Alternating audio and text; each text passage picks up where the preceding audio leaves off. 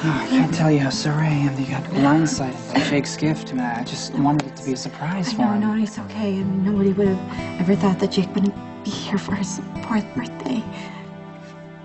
I don't know how any parent ever gets through this. Why? Like, you know, this was Jake. He was... I'm so sorry. Pretend you never saw me. Siobahn! Lucky, oh, God, I'm so sorry. I didn't mean to come here expecting you to make me... It's Jake's birthday. You have every right to be here, I know, okay? but you and Siobahn and No, she's Liz fine, okay? and Lucky, you don't owe me any explanations. I see what's going on. I see the ring on your finger. You're just trying to pick up the pieces as best you can, what makes sense to you, and I guess I need to do the same, so tell her I'm sorry.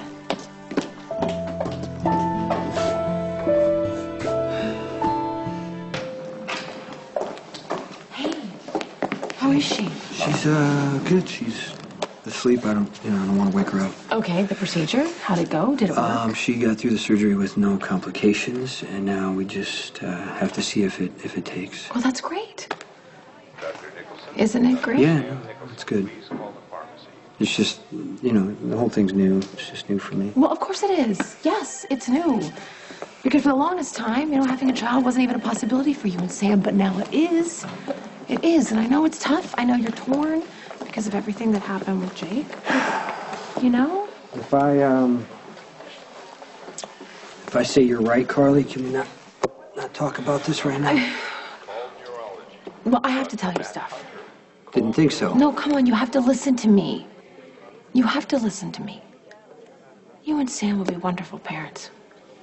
Jason, don't deprive yourself from the joy of being a parent because Carly, you're afraid. I know that you mean well, but I don't want to talk about this right now.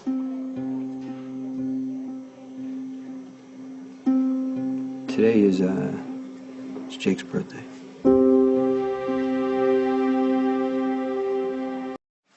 You sure took a liking to that cake, didn't you? Well, I thought we could use our wedding cake as double duty for Jake's birthday cake. We could each have a slice, and you can tell me about him. Oh, yeah, appreciate that. I really didn't know Jake very well. He's a handsome boy, a bit more reserved than Cam. He has a great sense of humor. You picked up on that, did you? Well, I pay attention.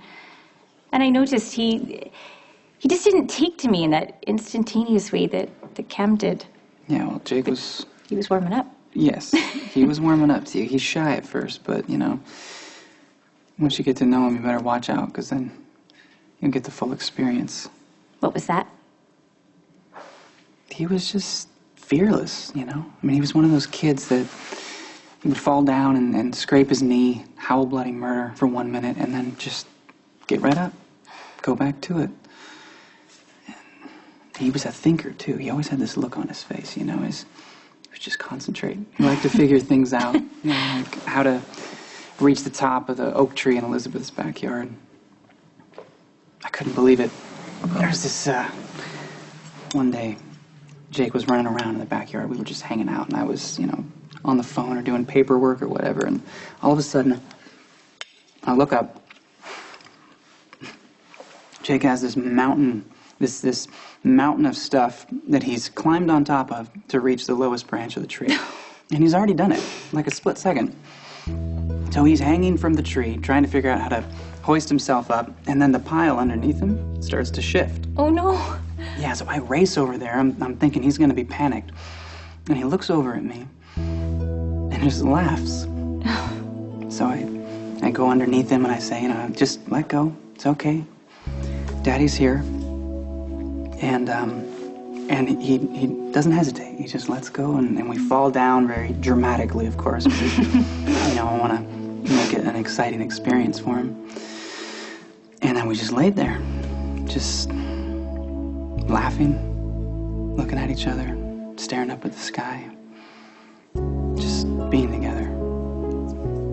It's all that mattered.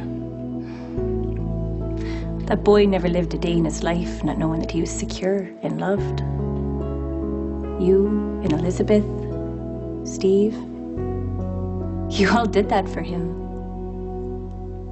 It's no small thing.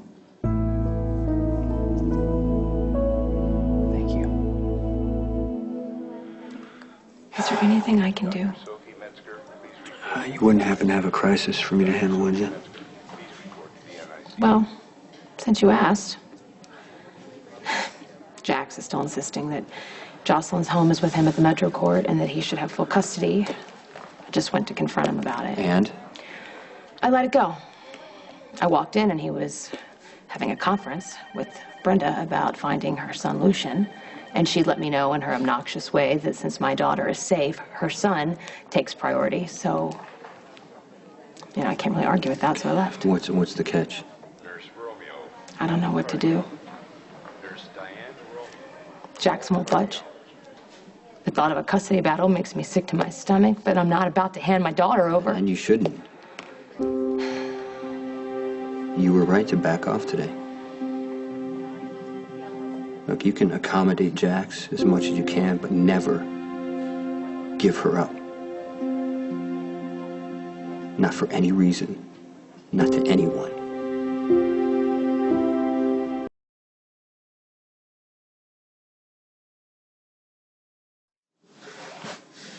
Hi, baby. I really want you to be proud of the way Mommy is handling things. But I know you can't, because that would be a lie. I just feel so broken inside.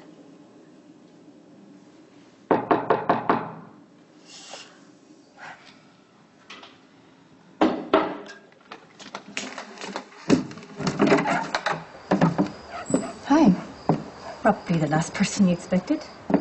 Can I come in anyway? Yeah, of course. And you don't need to worry. I'm not the kind of person who makes it a habit of dropping in unannounced. I wanted to apologize in person. No, you shouldn't apologize. I'm the one who should be apologizing. I just barged in on you on your wedding night. Well, about that, the wedding night, it happened very last minute. I'm sure that Lucky would have preferred it if you'd found out another way. I did. Sorry? I knew you and Lucky got married. How? I called the station, and they told me. I thought about stopping it. I actually went down to the Justice of the Peace, but... You were there? Yeah, in the hallway. Well, you didn't do anything. I heard Lucky's voice. And I know that voice. I know when he's telling the truth, and I know when he's hiding something. He married you because he wanted to, beyond the need for a green card. He's getting something from you that he desperately needs. I wasn't about to take that away from him.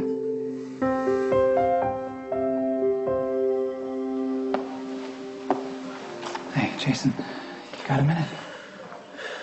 Yeah, have a seat.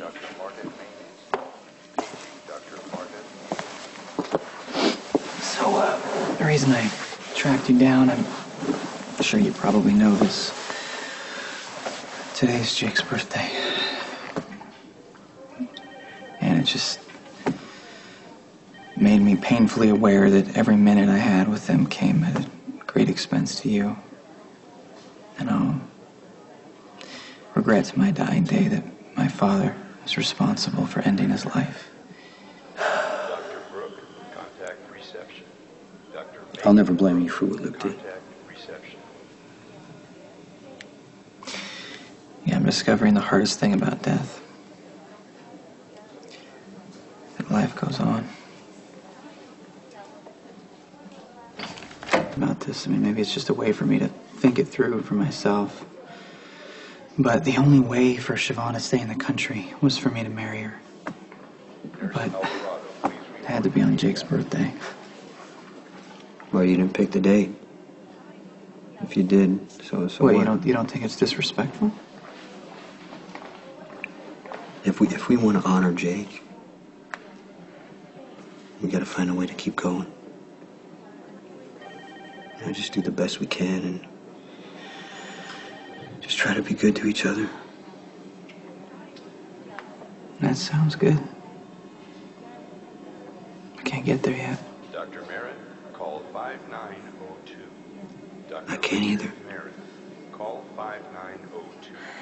The truth is, 'Cause it hurt to hear you and Lucky exchange vows. But it was important that I did, because I get it now. You matter to Lucky. So I'm glad you're going to be able to stay. He's going to need you. Oh, it's very generous of you. Excuse me for a minute. I have cookies in the oven. Please, have a seat.